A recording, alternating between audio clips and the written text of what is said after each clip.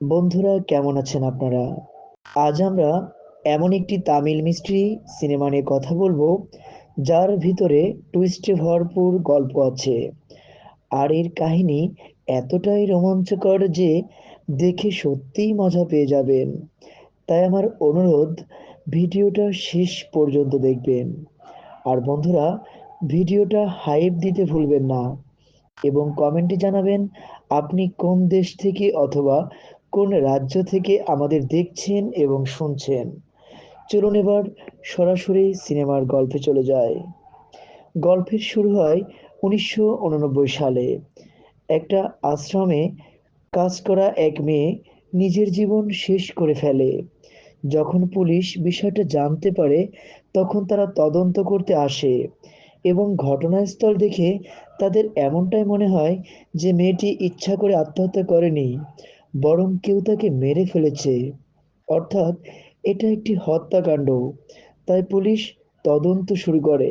ঠিক তখন এক ধনী ব্যবসায়ী, নাম তার অভিনয়, ফোন করে সে এক পুলিশ অফিসারকে বলে, তুমি যদি এই কেসটাকে আত্মহত্যা বলে চালিয়ে দাও এবং কেসটা বন্ধ করে দাও, তাহলে আমি তোমাকে প্রমোশন পাইয়ে দেব। এই লোভে পুলিশ রাজি হয়ে যায় এবং সেই কেসটাকে আত্মহত্যা বলে চালিয়ে দেয়। আসলে সেই মেয়েটি মারা গিয়েছিল, কিন্তু তার একটি ছোট্ট বাচ্চা বেঁচে ছিল। অভিনয় পুলিশকে বলে, ওই শিশুটাকে তুমি ডাম্পায়ার্ডে ফেলে দাও। পুলিশ অফিসার রাজিও হয়ে যায়। সে কেসটাকে আত্মহত্যা হিসেবে ক্লোজ করে দেয় এবং ওই ছোট্ট শিশুকে ডাম্পায়ার্ডে ফেলে দেয়। এরপর অভিনয় পার্টি করে, আনন্দ করে, কিন্তু সে জানতো না ছোট্ট মেয়েটি ভাগ্যক্রমে বেঁচে আছেন। তারপর সময় চলে আসে ২০২০ সাল। চেন্নাই শহরে কিট্টু নামের এক সেক্রেটারি নিজের এজেন্সি শুরু করে, যেখানে অনেক লোকজন কাজ করে। কিট্টু অবৈধ কোর্টের কেস, এমনকি লোকজনের সমস্যা, সব টাকার বিনিময়ে ম্যানেজ করে দেয় এবং পুলিশও তার কাছে আসে প্রমোশন কিংবা ট্রান্সফারের জন্য। কিন্তু কিট্টুর আরও গোপন ব্যবসা ছিল। সে অবৈধভাবে মেয়েদের বড়লোক ব্যবসায়ীদের কাছে পাঠাতো। এইভাবে সে কোটিপতি হয়ে যায়। কর্মচারীদেরও ভালো বেতন দিতে শুরু করে আর সবাই তাকে ভীষণ ভয় করত। এদিকে সেই পুরানো ব্যবসায়ী অভিনয় এখন বৃদ্ধ, কিন্তু প্রচণ্ড প্রভাবশালী। রাজ্যের সিএম থেকে শুরু করে মন্ত্রীরা পর্যন্ত তার হাতের মুঠোয়। কিট্টু তার অধীনেই কাজ করত, আর অভিনয় তার উপর পুরো ভরসা করত। একদিন অভিনয়ের বাড়িতে পার্টি হয়। কিট্টুও যায় সেখানে এবং অনেক রাজনীতিবিদদের দেখে। তার মনে হয় তারা কোনো বড় ধরনের ষড়যন্ত্র করছে। একদিন কিট্টুর কাছে এক তালাকপ্রাপ্ত নারী বিমলা আসে। সে বলে, আমার কাছে টাকা নেই, দয়া করে আমাকে একটা চাকরি দিন। কিট্টু তার কষ্ট বুঝে তাকে নিজের অফিসে চাকরি দেয়। সময়ের সঙ্গে কিট্টু বিমলার প্রেমে পড়ে যায় এবং অবশেষে তাকে প্রপোজ করে।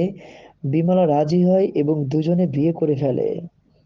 এরপর একদিন কিট্টুর অডিটরের মেয়ে স্কুলে পড়ে, কিন্তু খবর আসে সে সুইমিং পুলে পড়ে মারা গেছে। আসলে সেটা দুর্ঘটনা নয়, স্কুলের প্রিন্সিপাল তাকে রুমে নিয়ে ধর্ষণ করে হত্যা করে পুলে ফেলে দেয়। যখন কিট্টু জানতে পারে, সে বলে, ওরা বড়লোক, মন্ত্রী লোক, কিছু করা যাবে না। তবুও সে গোপনে প্রতিশোধের প্ল্যান করে। সে পুলিশ অফিসারকে ফোন করে এক মাইনর ছেলেকে আনার ব্যবস্থা করে। ছেলেটির নাম মহেশ। সে বলে, যদি তুই আমার জন্য একটা কাজ করিস, আমি তোকে ৫০ লাখ টাকা দেব।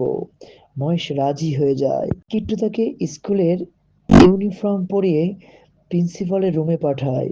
মহেশ সেখানে গিয়ে প্রিন্সিপালকে হত্যা করে ফেলে। এতে কিট্টু এবং অডিটর দুজনেই খুশি হয়, কারণ অপরাধী শাস্তি পেয়েছে। কিন্তু কিট্টু বুদ্ধি করে ওই ছেলেকে ব্যবহার করেছিল, কারণ সে মাইনর, মাত্র 7 বছর জেল খেটে বেরিয়ে আসবে। এরপর কিট্টু প্রচুর টাকা কামায়। কেউ জানতো না সে টাকাগুলো কোথায় লুকিয়ে রাখে। একদিন এক মহিলা এমপিরও বিয়ে মূর্তি একদিন এক মহিলা এমপির বিয়ে, নাম তার মূর্তি। সে কিট্টুর কাছে আসে। এসে কিট্টুকে বলে, এমপির কাছে 130 একর জমি আছে, যা বিক্রি করলে 40 কোটি পাওয়া যাবে। কিন্তু এক জাপানি কোম্পানি সেটার জন্য 800 কোটি দিচ্ছে। সে কিট্টুকে বলে, ডিলটা তুমি করিয়ে দাও, আমি তোমাকে কমিশন দেব। কিট্টু এক প্ল্যান করে। সে তার স্ত্রী বিমলাকে সঙ্গে নিয়ে প্রাক্তন এক এমএলএর বাড়িতে খেতে যায়। সেখানে গিয়ে সে এমপিকে বলে, ওই জমি জাপানিজ কোম্পানি বিক্রি করছে, এতে পরিবেশ দূষণ হবে, মানুষ অসুস্থ হয়ে যাবে। এমএলএ তার কথা বিশ্বাস করে এবং পরদিন ধর্নায় বসে। ফলস্বরূপ এমপি বিপাকে পড়ে এবং অভিনয়ের কাছে যায় সাহায্যের জন্য। অভিনয় তাকে বলে, এই কেস থেকে বাঁচতে হলে জমিটা তোমার পিএ মূর্তির নামে করে দাও। এমপিও তাই করে দেয়। জমি মূর্তির নামে ট্রান্সফার করে দেয়। মূর্তি জমি পেয়ে ভীষণ খুশি হয়ে যায় এবং কিট্টুকে টাকা দেয়। কিন্তু পরে বুঝতে পারে জাপানি কোম্পানি আসছেই না। জমির দাম আসলে মাত্র 40 কোটি। সে ঠকেছে বুঝে রেগে যায়। আইনজীবী তাকে বলে, পয়সা ফেরত দাও। কিট্টু টাকাটা ফেরত দেয়, কিন্তু তখন লয়ার বুঝে ফেলে এই কিট্টু আসলে বিশাল সব ডিলের সঙ্গে জড়িত। লয়ার তদন্ত শুরু করে। কিট্টু সব অপরাধ জানতে পারে। সে ট্যাক্স ফোর্স গঠন করে কিট্টুর তদন্ত শুরু করে। রিপোর্টে জানা যায় কিট্টুর কাছে প্রায় 6,000 কোটি টাকা জমা আছে, কিন্তু কোথায় আছে কেউ জানে না।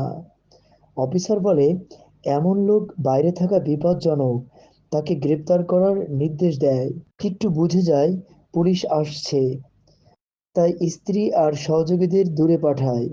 পুলিশ এসে তাকে ধরে নিয়ে জিজ্ঞাসাবাদ করে, টাকাগুলো কোথায়? কিট্টু কিছুই বলে না। তখন অভিনয় আসে। সে বলে, তুই ভাবিস তুই আমার চেয়ে বড় হতে পারবি? আমি জানি তুই কে। 30 বছর আগে আশ্রমে যে মেয়েটা মরেছিল, তুই তার ছেলে। অভিনয় বলে, আমি পুলিশকে টাকা দিয়েছিলাম তোকে ডাম্পায়ার্ডে ফেলতে।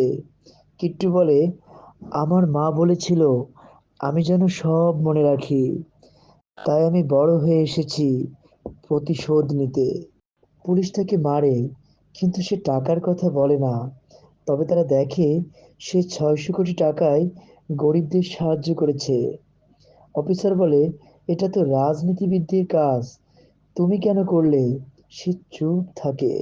এরপর ফ্ল্যাশব্যাকে দেখা যায় যে শিশু ডাম্পায়ার্ডে ফেলা হয়েছিল, এক বড়লোক তাকে উদ্ধার করেছিল। সেই লোক কিট্টুকে মানুষ করে সব শেখায়। বলে, যে তোর মাকে মেরেছে তাকে কখনো ভুলবি না। পরে পুলিশ সেই লোককেও মেরে ফেলে আর কিট্টু একা হয়ে যায়। সে চেন্নাই আসে, নিজের এজেন্সি শুরু করে, অনেক টাকা কামায়। বর্তমানে ফিরে এসে অফিসার তাকে জিজ্ঞেস করে, 6,000 কোটি টাকার মধ্যে 600 কোটি গরিবদের দিয়েছি। অফিসার তাকে জিজ্ঞাসা করে, 6,000 কোটি টাকার মধ্যে 600 কোটি টাকা তুমি গরিবদের দিয়েছ, তাহলে বাকি 5,400 কোটি কোথায়? কিট্টু শেষে তাদের সব কথা বলে দেয়, সে টাকা কোথায় রেখেছে। তবুও তার নামে অনেক কেস দেয়া হয়, যাতে তাকে বারবার কোর্টে যেতে হয়। শাস্তি শেষে যখন সে জেল থেকে বের হয়, তার ইমেজ একদম শেষ হয়ে গেছে। মানুষ তাকে গালাগালি দেয়। সে ভাবে, মাত্র 3 মাসে আমার নাম ধ্বংস হয়ে গেল। তাহলে অভিনয়কেও সবার সামনে চিনিয়ে দিতে হবে। এদিকে অভিনয় এখন প্রেসিডেন্ট প্রার্থী। কিট্টু জানে সে প্রেসিডেন্ট হলে দেশ বেচে দেবে, তাই সে পরিকল্পনা করে কিভাবে তাকে রোখা যায়। সে তার টিমে পাপ্পু নামে এক হ্যাকার ব্যবহার করে। সে হ্যাকারকে বলে দেয় কিভাবে কি করতে হবে, যে ভাইরাস ছড়িয়ে কোম্পানিগুলোর ডেটা নষ্ট করে দেওয়া হয়। অভিনয়ের ছেলে প্রচুর ফান্ডিং করেছিল। কিট্টু এক কলগার্ডের সাহায্যে তাকে অপহরণ করে। অভিনয়কে ফোন করে বলে, তোর ছেলেকে বাঁচাতে হলে ফান্ডিং বন্ধ কর। অভিনয় ভয় পেয়ে ফান্ড বন্ধ করে। তারপর কিট্টু পাপ্পুর সাহায্যে সব তথ্য প্রকাশ করে দেয়, কিভাবে রাজনীতিক ও ব্যবসায়ী জনগণকে ঠকাচ্ছে। এই খবর ছড়িয়ে পড়ে সারা দেশে। অভিনয়ের আসল মুখ সামনে আসে, তার নাম প্রেসিডেন্টের লিস্ট থেকে বাদ পড়ে যায়। অভিনয় বুঝে ফেলে এর পিছনে কিট্টুই আছে। সে তিনজন আইটি টপারকে ভাড়া করে কিট্টুর লোকেশন ট্রেস করতে। পুলিশ সেখানে পৌঁছায়, কিন্তু কিট্টু হুঁশিয়ারি দেয়, ভিতরে এলে আমি ওই ছেলেকে মেরে ফেলবো। টাস্ক অফিসার মাইকে বলে, তুমি যে জনগণকে সত্য জানাতে চাও, তারা এখন ক্রিকেট ম্যাচ দেখছে, কেউ তোমার কথা শুনবে না। তবু কিট্টু ডিমান্ড করে, অভিনয়কে একা বাংকারে পাঠাও। অভিনয় আসে, ভাবে সে নিরাপদ, কিন্তু তখন বড় টুইস্ট। কিট্টু আগেই তার ছেলেকে ছেড়ে দিয়েছে। বাংকারে কিট্টু বলে, তুমি ভাবো মানুষ তোমায় ঈশ্বর মনে করে, কিন্তু আজ সবাই তোমার মিথ্যে কথা লাইভ দেখেছে। কারণ অভিনয়ের কথাগুলো লাইভ টেলিকাস্ট হচ্ছিল। অভিনয় নিজেই নিজের দম্ভে সব স্বীকার করে নেয়, আর সবাই তা দেখে। তখন কিট্টু অভিনয়কে হত্যা করে এবং সে তার মায়ের প্রতিশোধ নেয়। পুলিশ ভিতরে ঢোকে, কিন্তু কিট্টু তখন আর সেখানে নেই। বিমলা সন্তান প্রসব করে এক ছেলের জন্ম দেয়। কিট্টু বিদেশে চলে যায়, গরিবদের সাহায্য করে, বিটকয়েনে বিনিয়োগ করে এবং দেশে টাকা পাঠায়। এভাবেই সিনেমার গল্প শেষ হয়ে যায়। বন্ধুরা, এই ছিল আজকের সিনেমার সম্পূর্ণ কাহিনী। আপনাদের কেমন লাগলো জানাতে ভুলবেন না। চ্যানেলে নতুন হলে অবশ্যই সাবস্ক্রাইব করুন, ভিডিওটা লাইক ও শেয়ার করতে ভুলবেন না, এবং পরের ভিডিও দেখতে আমাদের সঙ্গেই থাকুন। আবার দেখা হচ্ছে কোনো এক নতুন গল্প নিয়ে, নতুন ভিডিওতে। ধন্যবাদ।